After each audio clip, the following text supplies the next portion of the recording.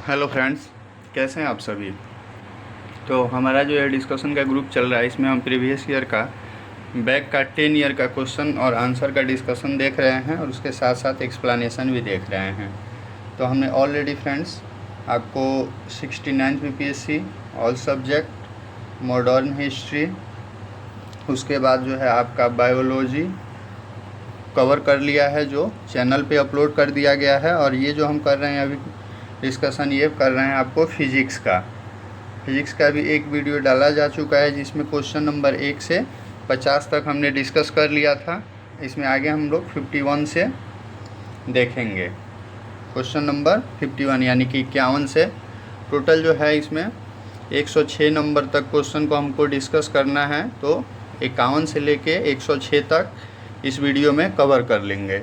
इसके तुरंत बाद जो है फ्रेंड्स हम केमिस्ट्री का या बिहार स्पेशल का कोई एक वीडियो जो है अगले दिन आपको मिल जाएगा।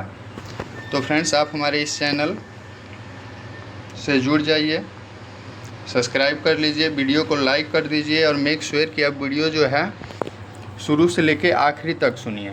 लगभग 1 घंटे का आपको 55 मिनट का वीडियो जाएगा ये, क्योंकि क्वेश्चन भी लगभग 55 के आसपास डिस्कस करने हैं। तो आइए शुरू करते हैं। लाइक कर दीजिए एक बार। पहला ही है आज का क्वेश्चन कि दाब का मात्रक है। तो दाब का मात्रक इसमें दिया हुआ है फ्रेंड्स, किलोग्राम वर्ग semi, kilogram centimetre, kilogram millimetre, kilogram घन सेंटीमीटर। तो इसका करेक्ट आंसर हो जाएगा ऑप्शन ई, उपयुक्त में से कोई नहीं। समझ गए। किसी सतह के एकांक क्षेत्रफल पर लगने वाले बल को दाब कहते हैं। दाब इक्वल टू बल बटा क्षेत्रफल या बल अपॉन क्षेत्रफल। अतः इसका मात्रक जो है न्यूटन मीटर स्क्वायर होता है। क्या होता है फ्रेंड्स? तो न्यूटन मीटर स्क्वायर होता है। दाब के एसआई मात्रक को पास्कल कहा जाता है और दाब एक अदिश राशि है। देखिए कितने सारे इन्फॉर्मेशन आपको मिल रहे हैं एक क्वेश्चन में। इसका मात्रक जो है न्यूटन मीटर स्क्वायर होता है और एसआई मात्रक को पास्कल कहा जाता है और दाब जो है एक अदिश राशि है।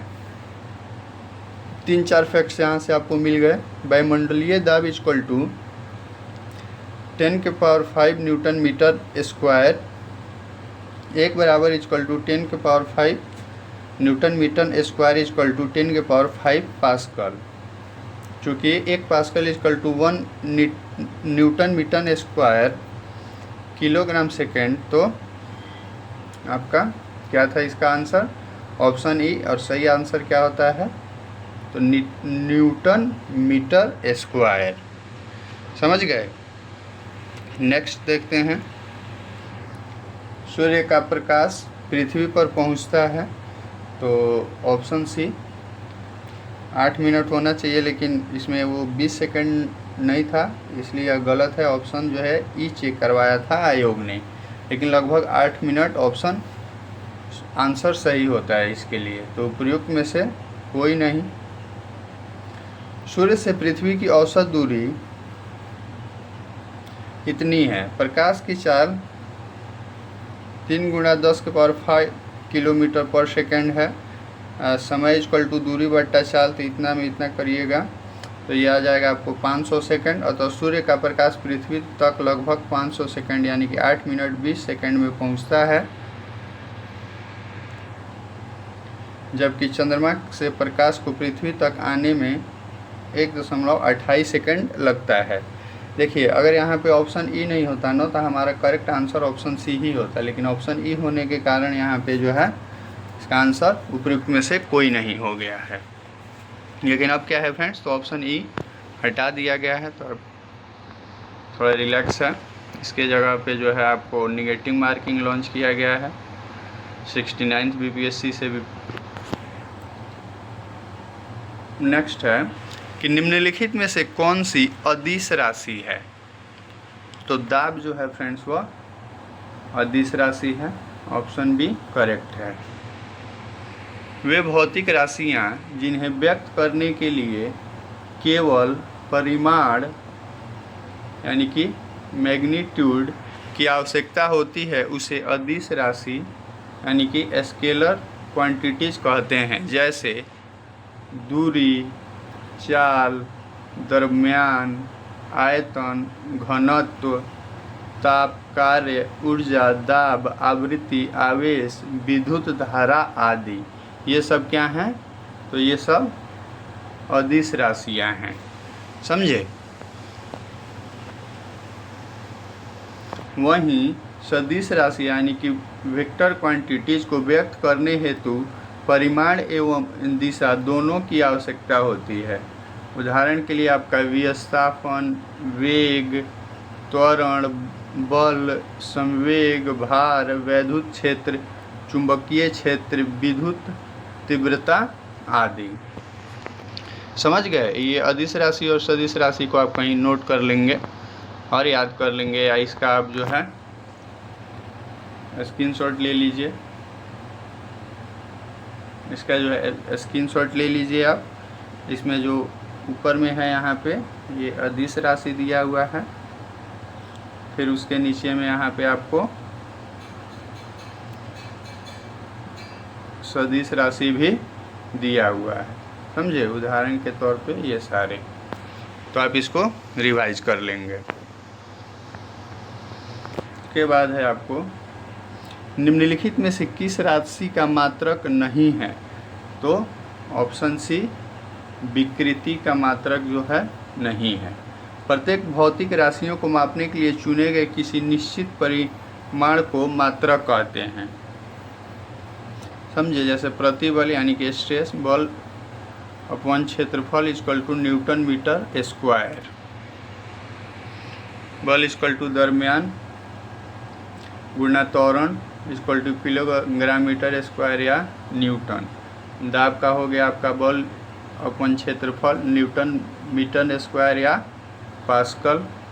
फिर विकृति,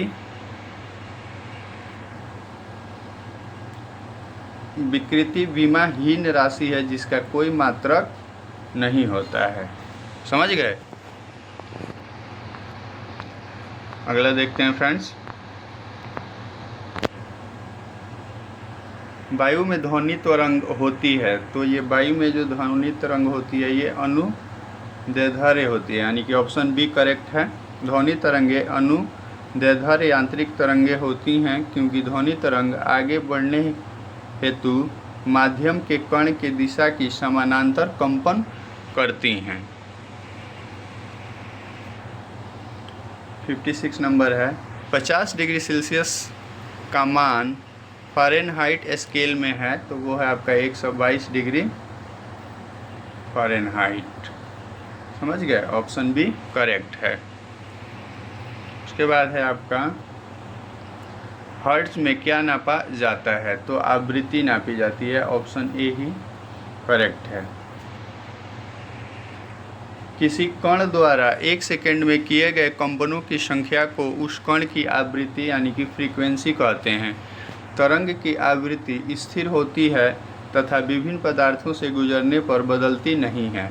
इसका एसआई मात्रक हर्ट्ज होता है। फिर है कि आपका विद्युत धारा 58 नंबर क्वेश्चन किस उपकरण से नापी जाती है? तो यह एमीटर से नापी जाती है, ऑप्शन भी करेक्ट है। विद्युत आवेश के प्रवाह की दर विद्युत धारा कहलाती है। इसे एमीटर से मापा जाता है। एमीटर को परिपथ में सदैव श्रेणी क्रम में लगाया जाता है। एक आदर्श एमीटर का प्रतिरोध 0 होता है। विद्युत धारा की एसआई मात्रक एम्पियर है। समझ गए?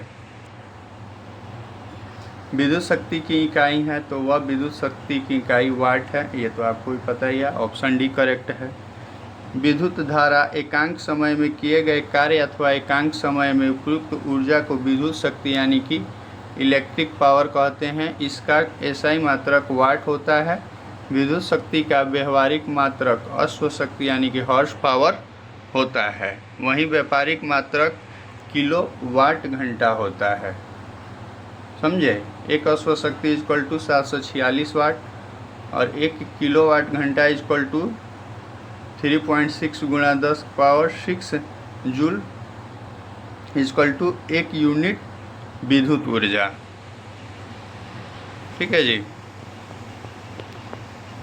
अब ये दिव्यांग का अलग हुआ था 65 यूपीएससी, उसमें पूछा गया था कि विद्युत धारा इकाई है, तो यह ऑप्शन डी इसका सही था, एम्पियर का। विद्युत धारा आवेश के प्रवाह की दर होती है, यह एक अदिश राशि है तथा इसका ऐसा ही मात्रक एम्पियर है, जो फ्रेंच वैज्ञानिक एंड्रे मेरी एम्पियर के नाम पर पड़ा है। एक एम्पियर 1 कूलम या सेकंड के बराबर होता है। विद्युत धारा की दिशा ऋणावेशित इलेक्ट्रॉन की दिशा के विपरीत होती है। इसके दो प्रकार दिष्ट धारा यानी कि डायरेक्ट करंट तथा प्रत्यवर्ती धारा यानी कि अल्टरनेटिव करंट है। दिष्ट धारा में धारा करंट एक ही दिशा में बहती है जैसे बैटरी, जबकि प्रत्यावर्ती धारा में धारा के मान एवं दिशा समय के साथ आवर्ती रूप से परिवर्तित होती है। समझ गए? अब बैटरी में कुछ दिया जाएगा कि बैटरी में किस प्रकार की धारा होती है, तो दिष्ट धारा होती है, यानी कि प्रत्यावर्ती धारा जो है वो आवर्ती रूप से परिवर्तित होती है, इन दिष्ट धारा नहीं होती है। दिष्ट धारा में क्या होता है फ्रेंड्स, तो एक ही दिशा में बहती है। सॉरी, आइए अगला देख लेते हैं। दृष्टि की खराबी निकट दृष्टि को नाम से जाना जाता है, तो इसको जाना जाता है फ्रेंड्स मायोपिया के नाम से, जो इसमें दिया नहीं है, तो ऑप्शन ई करेक्ट हो जाएगा, उपयुक्त में से कोई नहीं। निकट दृष्टि दोष जिसे मायोपिया कहा जाता है के तहत व्यक्ति नज़दीक की वस्तु को देख लेता है किंतु दूर स्थित वस्तु को नहीं देख पाता है। ऐसी समस्या लेंस की फोकस दूरी घट जाने, लेंस की गोलाई बढ़ने तथा लेंस की क्षमता में वृद्धि के कारण वस्तु का प्रतिबिंब रेटिना पर न बनकर रेटिना के आगे बनने से उत्पन्न होती है।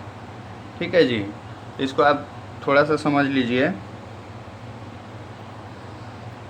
निकट दृष्टि दोष यहाँ पे जो है दूर स्थित वस्तु को नहीं देख पाता है आदमी, समझे। निकट दृष्टि दोष में दूर नहीं दिखता है और दूर दृष्टि दोष में नज़दीक नहीं देखता है, समझ गए। नाम के विपरीत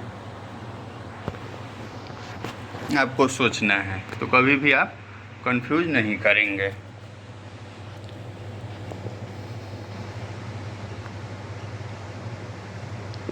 अस्पष्ट दृष्टि की न्यूनतम दूरी 25 सेंटीमीटर होती है।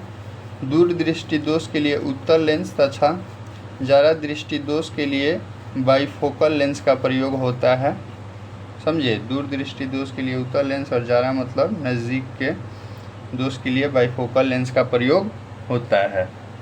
क्लियर है? आइए 62 नंबर देखते हैं।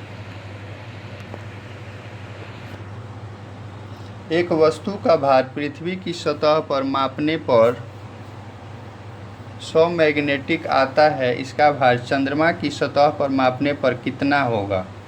तो होगा फ्रेंड्स आपका वो 16.7 न्यूटन, यानी कि 16.7 न्यूटन। किसी वस्तु में उपस्थित पदार्थ की मात्रा को द्रव्यमान यानी कि मास कहते हैं, जबकि किसी द्रव्यमान पर गुरुत्वीय त्वरण के कारण आरोपित बल को भार यानी कि वेट कहते हैं। द्रव्यमान अपरिवर्तनशील राशि है, जबकि भार गुरुत्वीय त्वरण में बदलाव से बदलता रहता है। चूँकि पृथ्वी की तुलना में चंद्रमा पर गुरुत्वाकर्षण बल 1/6 होता है, इसीलिए चंद्रमा पर किसी वस्तु का भार पृथ्वी पर भार का 1/6 होगा, समझ गए।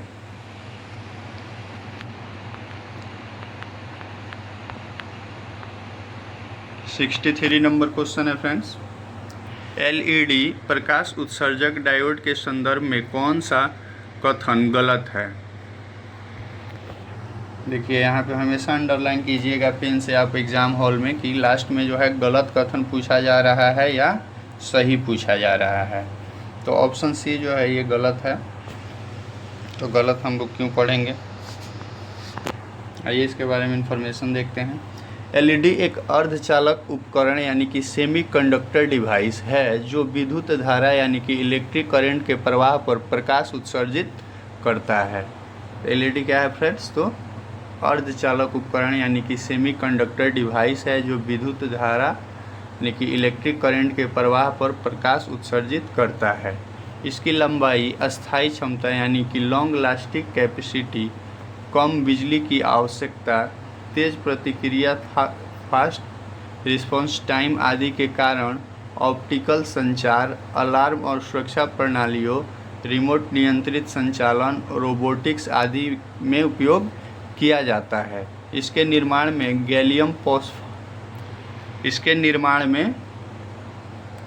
गैलियम फॉस्फाइड, पीले और हरे एलईडी, इंडियम गैलियम नाइट्राइड, नीला हरा एलईडी आदि का उपयोग किया जाता है। समझे, इसकी लंबी अस्थायी क्षमता है और कम बिजली की आवश्यकता होती है।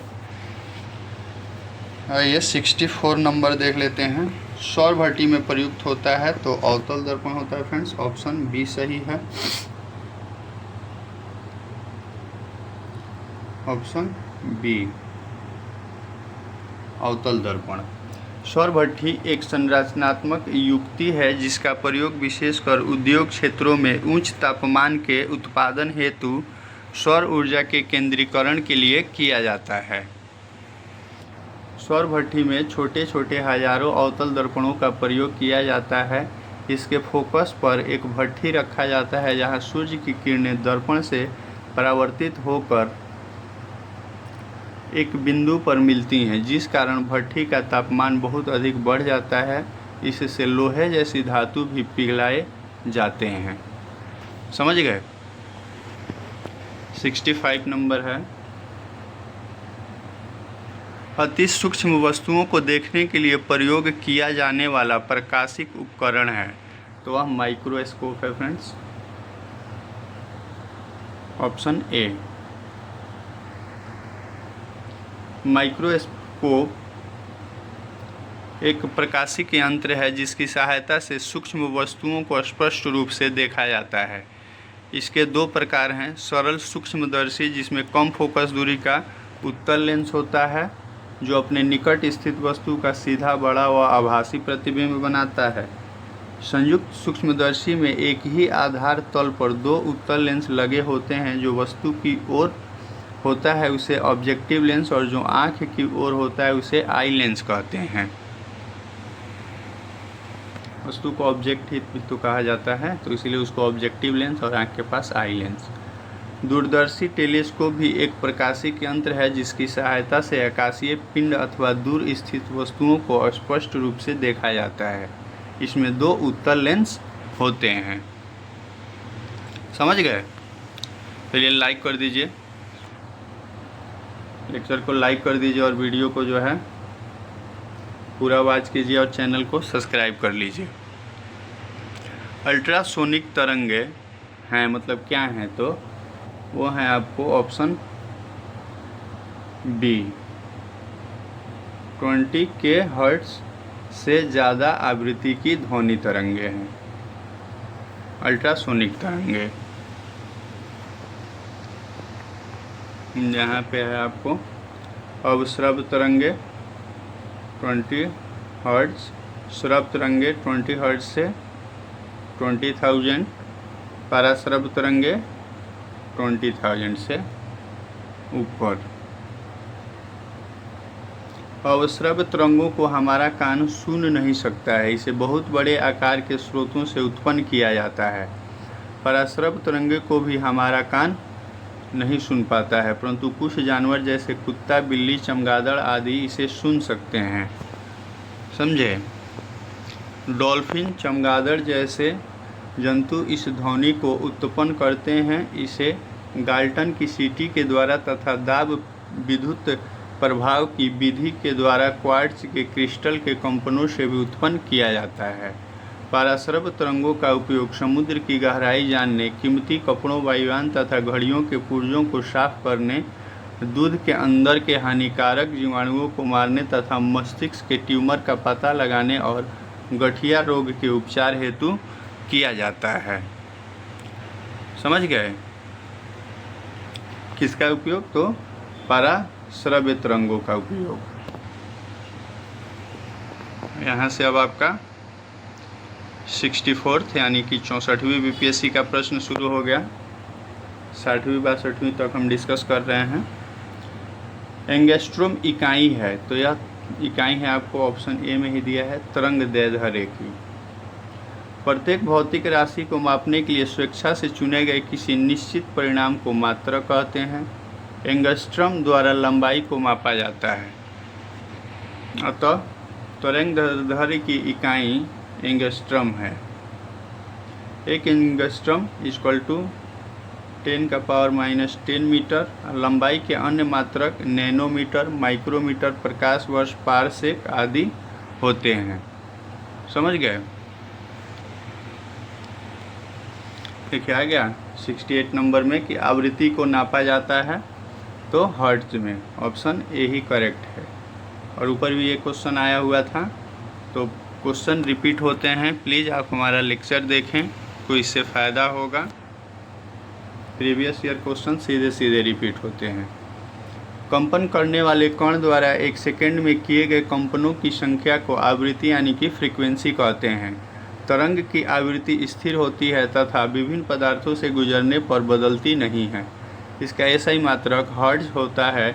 मीटर प्रति सेकंड वेग का, रेडियन समतल कोण का तथा वाट विद्युत शक्ति का मात्रक है। समझ गए? अब 69 नंबर देखिए। सही कथन चुनिए। तो लाल प्रकाश का तरंग दैर्ध्य बैंगनी प्रकाश से कम है। बी में है कि लाल प्रकाश का तरंग दैर्ध्य बैंगनी प्रकाश से ज़्यादा है। तो ये बी ऑप्शन ही सही लग रहा है हमको। सही कथन ही चुनना है। ठीक है जी, ऑप्शन बी सही है।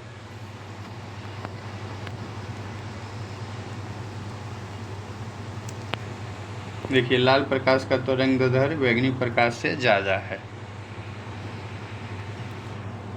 70 नंबर क्वेश्चन है। 40 डिग्री सेल्सियस का मान फ़ारेनहाइट स्केल में है 104 डिग्री। ऑप्शन ए सही है। और 50 डिग्री का होगा 122 डिग्री। आप ध्यान रखेंगे। विद्युत शक्ति की इकाई है, पर पढ़ा था हमने, तो वो है आपका ऑप्शन डी, वाट। विद्युत द्वारा एकांक समय में किए गए कार्य या एकांक समय में उपयुक्त ऊर्जा को विद्युत शक्ति यानी कि इलेक्ट्रिक पावर कहते हैं। इसका एसआई मात्रक वाट होता है। देखिए यहाँ पे दिया हुआ है विद्युत शक्ति, विद्युत विभव इंटू विद्युत धारा। विद्युत शक्ति के बड़े मात्रक किलोवाट, मेगावाट, गीगावाट, ये बड़े मात्रक हैं इसके। विद्युत शक्ति का व्यवहारिक मात्रक जो है वो अश्व शक्ति 746 वाट। समझ गए? फिर जो है विद्युत शक्ति का जो व्यापारिक मात्रक है वो है, व्यापारिक मात्रक वो है आपका किलोवाट घंटा 3.6 इंटू 10⁻⁶ जूल। एम्पियर विद्युत धारा का वोल्ट विद्युत विभवांतर का तथा कूलम्ब आवेश का मात्रक है। समझ गए? अब देखते हैं हम 72 नंबर। विद्युत मोटर में विद्युत ऊर्जा को यांत्रिक ऊर्जा में बदला जाता है। ऑप्शन सी में दिया हुआ है ये। ऑप्शन सी करेक्ट है। विद्युत ऊर्जा को यांत्रिक ऊर्जा में बदला जाता है।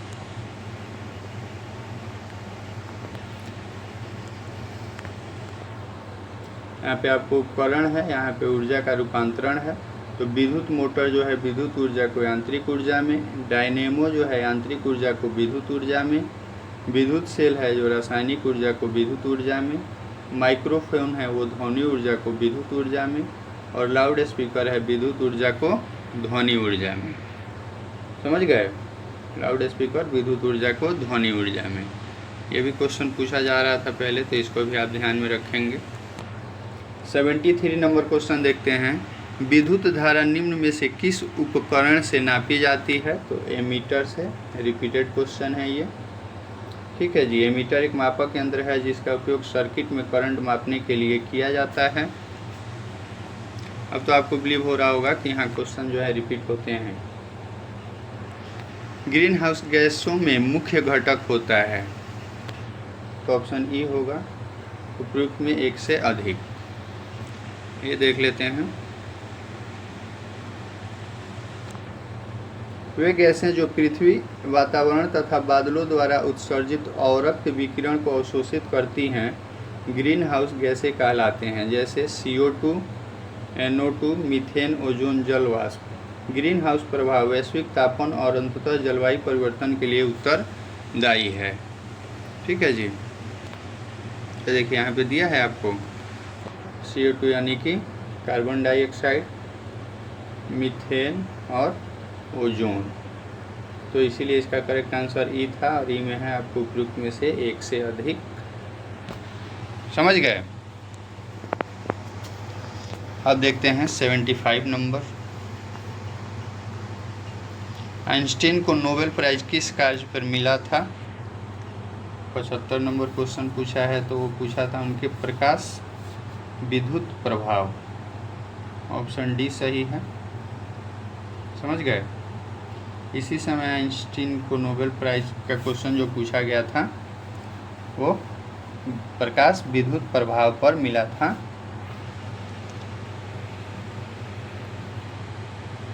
आइंस्टीन को नोबेल पुरस्कार वर्ष 1921 में उनके भौतिकी के क्षेत्र में प्रकाश विद्युत प्रभाव की खोज के लिए दिया गया। भौतिकी विज्ञान के क्षेत्र में CV रमन भारतीय वैज्ञानिक को वर्ष 1930 में प्रकाश के प्रकीर्णन यानी कि रमन प्रभाव की खोज हेतु दिया गया था। तो ये भी आप ध्यान में रखेंगे, पूछा जा सकता है। अब देखिए 76 नंबर। आर्द्रता किस उपकरण से नापी जाती है? तो ऑप्शन बी हाइग्रोमीटर, ये तो पता ही होगा आपको। वायुमंडल में उपस्थित जलवाष्प को आर्द्रता कहते हैं। इसके अध्ययन को आर्द्रता मिति यानी कि हाइग्रोमेट्री तथा इसे हाइग्रोमीटर द्वारा मापा जाता है। इस आर्द्रता कहते हैं और इसके अध्ययन को आर्द्रता मिति यानी कि हाइग्रोमेट्री तथा इसे हाइग्रोमीटर द्वारा मापा जाता है। हाइग्रोमीटर द्वारा आपेक्षिक घनत्व यानी कि रिलेटिव डेंसिटी, पायरोमीटर द्वारा दूर स्थित वस्तुओं के ताप तथा लेक्टोमीटर द्वारा दूध की गुणवत्ता मापी जाती है। समझ गए? बाकी ऑप्शन में जो दिए हुए थे आपको उसको भी बता दिया है यहाँ पे। तो काफ़ी जो है इम्पोर्टेंट होता है फ्रेंड्स प्रीवियस ईयर क्वेश्चन। सीधे सीधे आपको 5-10 क्वेश्चन देखने को मिल जाएंगे और एक्सप्लेनेशन को आप ध्यान में रखेंगे तो कम से कम यहाँ से आप 30-35 क्वेश्चन सही करके आएंगे एग्ज़ाम में, जो आपका रियल एग्ज़ाम होगा। दाब की इकाई क्या है? तो न्यूटन प्रति वर्ग मीटर है, ऑप्शन ए में ही दिया हुआ है। दाब की इकाई न्यूटन प्रति वर्ग मीटर। दाब यानी कि प्रेशर किसी सतह के एकांक क्षेत्रफल पर लगने वाला बल है, अतः इसका एसआई मात्रक न्यूटन मीटर स्क्वायर होता है। यह एक अदिश राशि है। वायुमंडलीय दाब को बैरोमीटर से मापा जाता है। समझ गए? कितना सारा इन्फॉर्मेशन आपको मिल गया यहाँ पे। एसआई मात्रक न्यूटन मीटर स्क्वायर, और यह क्या है? तो एक अदिश राशि है और वायुमंडलीय दाब को जो है वह बैरोमीटर से मापा जाता है। समझे? इसी को फ्रेंड्स कहते हैं रीड बिटवीन द लाइन। दाब की इकाई पूछा गया और इसके आसपास के सारे आपको क्वेश्चन के आंसर मिल गए। देखते हैं अगला क्वेश्चन 63rd बीपीएससी में। दृश्य स्पेक्ट्रम की तरंगदैर्घ्य की सीमा है। ये है आपका ऑप्शन ई, उपयुक्त में से कोई नहीं। दृश्य स्पेक्ट्रम विद्युत चुंबकीय स्पेक्ट्रम का ही हिस्सा है जो मानव द्वारा देखा जाता है। इस श्रृंखला के विकिरण को दृश्यमान प्रकाश कहा जाता है। गामा किरण, एक्सरे किरण, परावैंगनिक किरण, दृश्य विकिरण, अवरक्त विकिरण, रेडियो तरंग। समझे? तरंग दैर्ध्य बढ़ता है, आवृत्ति घटती है, ऊर्जा घटती है। दृश्य स्पेक्ट्रम की तरंग दैर्ध्य सीमा 3900 से 7800 के बीच होता है। इसकी खोज न्यूटन द्वारा की गई थी। आयोग द्वारा विकल्प बी को सही माना गया था। तो देख लेते हैं विकल्प बी में क्या था। तो 3900 से 7600, समझे, जबकि 3900 से 7800 के बीच का होता है। आइए आपका 60 से 62 में जो बीपीएससी हुआ था, 60वीं 62 में एक ही साथ हुआ था यह, उसके क्वेश्चन यहाँ पे आ गए 79 नंबर से। टेफ्लॉन निम्नलिखित में से किस एकलक का बहुलक है?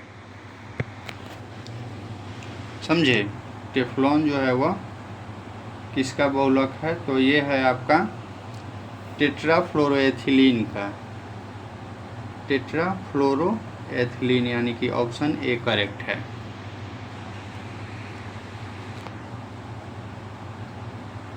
पॉलीटेट्राफ्लोरोएथिलीन PTFE को टेफ्लॉन के नाम से जाना जाता है।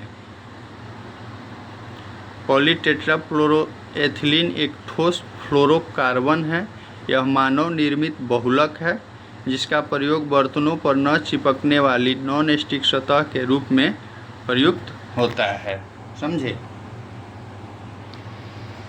अब 80 नंबर क्वेश्चन देख लेते हैं। वैकेलाइट निम्नलिखित के संघनन से बनता है।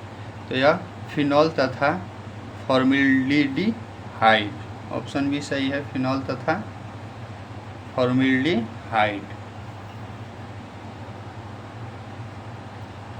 फिनॉल तथा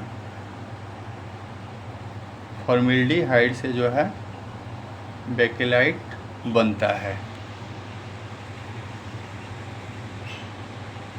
वैकेलाइट एक थर्मोसेटिंग प्लास्टिक है।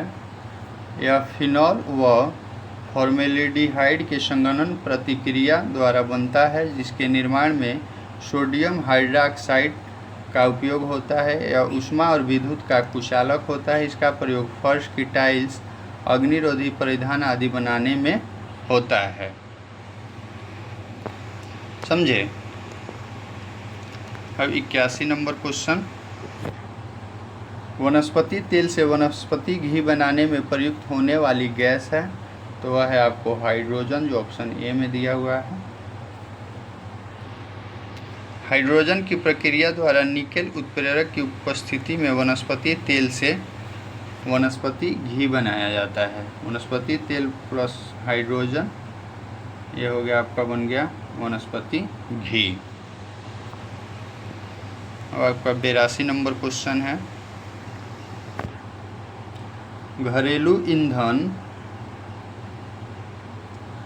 के रूप में प्रयुक्त एलपीजी में मुख्यतः का मीथेन, प्रोपेन, ब्यूटेन ये सब होता है। तो इसका करेक्ट आंसर ऑप्शन ई है, उपयुक्त में से एक से अधिक। देख लेते हैं। द्रवित पेट्रोलियम गैस एलपीजी मुख्यतः प्रोपेन तथा ब्यूटेन का मिश्रण होता है। रिसाव का पता लगाने के लिए इसमें दुर्गंधीय पदार्थ एथिल मर्कटेन या